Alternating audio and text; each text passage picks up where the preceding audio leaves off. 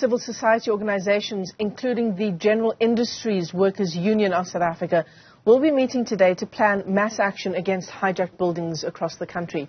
The City of Johannesburg is being called on to urgently address this issue, and of course it comes after 77 people died when a hijacked building caught fire in Marshalltown in the inner city. Joining us now is the GIWUSA President, Mametlwe Sebei. It's great to talk to you, sir. Thanks very much indeed for coming on. When you say the City of Joburg needs to take urgent action against this issue, what does that look like for you?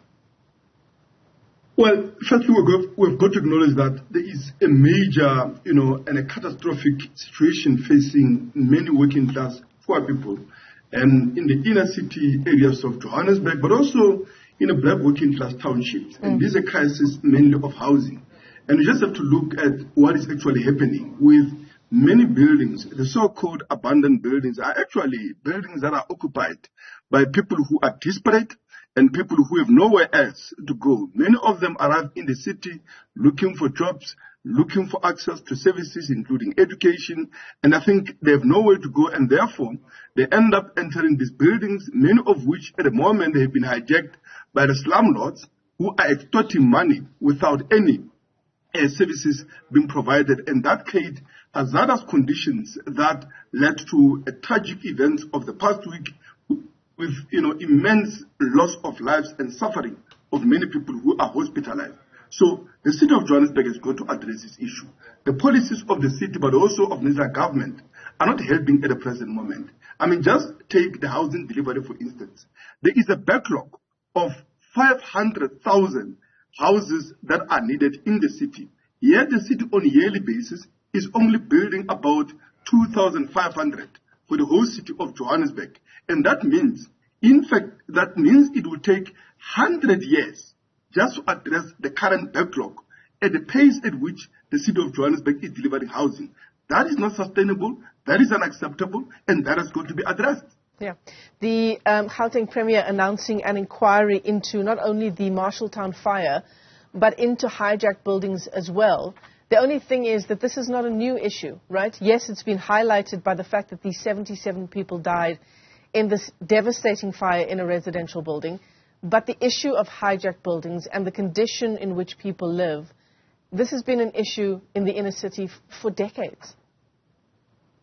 Yes, I think the ultimate cause of that is that the government is not really acting on this, and I think, as with everything, it has outsourced the responsibility actually to house the poor, the homeless, to the slumlords. There is, articulation of, the emergence of hijacked buildings by the slumlords on the one hand, and of course, the lack of responsibility by government on this. Government is aware about these problems. It doesn't want to take responsibility for it. And what are we calling for? We say government must expropriate all of these buildings, ensure that they are refurbished, ensure that out of those refurbished buildings, we are able to provide a decent housing for all the working class poor people who are arriving from rural areas where there are no jobs, there is no meaningful economic activity happening, but also young people that are coming to the city looking for opportunities to study here at VETS, UJ, and many other institutions, and many of them have nowhere to sleep, and many of them actually end up even sleeping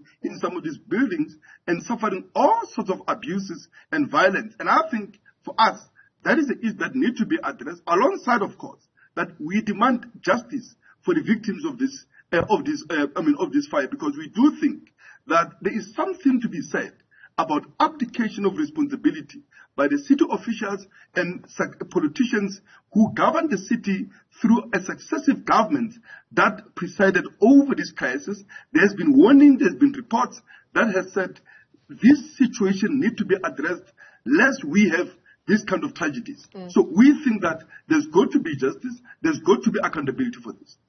Yeah, I mean, is there space, do you think, as part of the solutions to this crisis?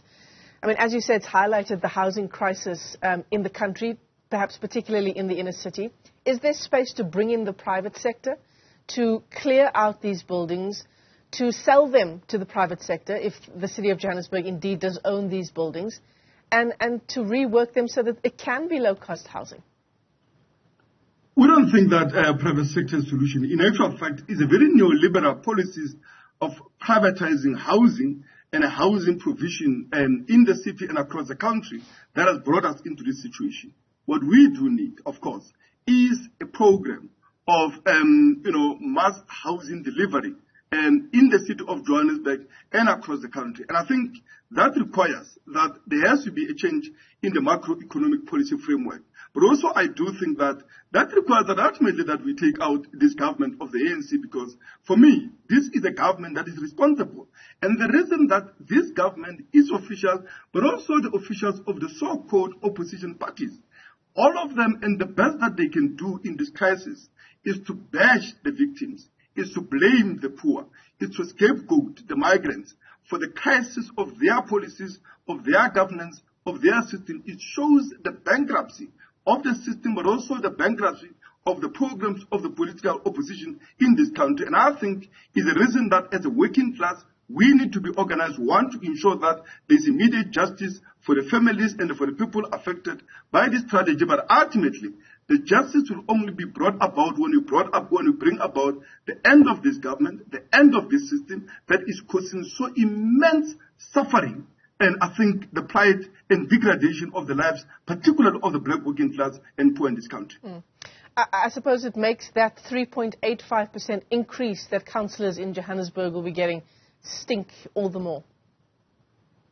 Yes, I mean, the fact that all that they can is just keep increasing their salaries and their, benefits as councillors, as top officials of the city who are living rich and privileged lives, whereas many people, and I think, the way that they are always, phrasing this is that the problem is only just migrants, right? Of course, we have problems of, poor migrants in the city. And that's the reality we've got to be able to address, right? Not by criminalizing the poverty of the black working class, but actually by facing up to the reality that you have a model of development where you can only have a concentrated development in one part of the entire sub-region by underdevelopment of the rest, including the vast swathe of rural South Africa, where, as I've said, there is no meaningful economic activity. I'm from Limpopo as an example, right? There is mining there. It's pure extraction. There's no diversification of economy. Everything is headed to Johannesburg. From Johannesburg is headed to the metropolitan cities of an imperialist, Europe, US, and so on.